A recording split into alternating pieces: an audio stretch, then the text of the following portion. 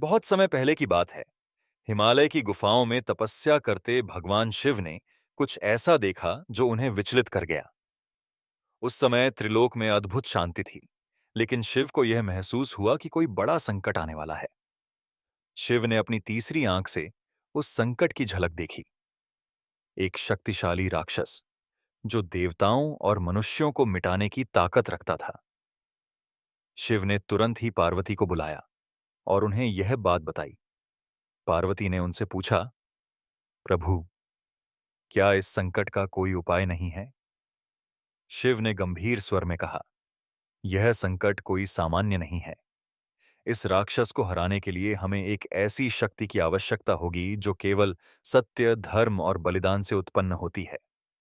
फिर शिव ने ध्यान किया और एक रहस्यमयी ऊर्जा को अपने भीतर जागृत किया।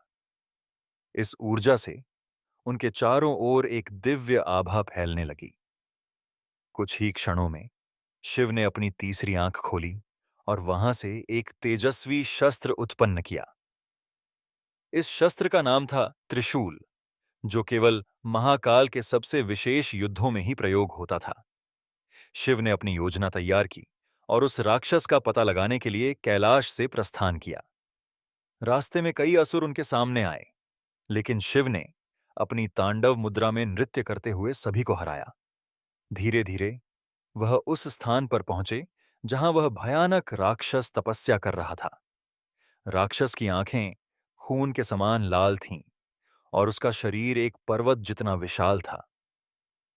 शिव ने उसे चेतावनी दी, हे दानव, अपने विनाश को स्वयं आमंत्रित मत कर, यहां से लौट जा। लेकिन राक्षस ने हंसी उड़ाते हुए कहा, महादेव, इस संसार में मेरी शक्ति का कोई मुकाबला नहीं है। मैं तुम्हारा विनाश करने आया हूं। राक्षस की यह बात सुनकर शिव का क्रोध और भी बढ़ गया। उन्होंने अपना त्रिशूल उठाया और उसे फेंकने का संकेत दिया। राक्षस ने अपने सारे दिव्यास्त्रों का प्रयोग करके त्रिशूल को रोकने की कोशिश की, लेकिन त्रिशूल की शक्ति के सामने सब असफल रहे। अंत में त्रिशूल राक्षस के सीने को भेदता हुआ उसके हृदय में धंस गया। राक्षस ने तड़पते हुए कहा, महादेव, आपने मेरी शक्ति को पराजित कर दिया, लेकिन एक रहस्य जान लीजिए। मैं इस जन्म में तो समाप्त हो गया हूं, लेकिन अगले जन्म में मैं और भी शक्तिशाली होकर लौटूंगा।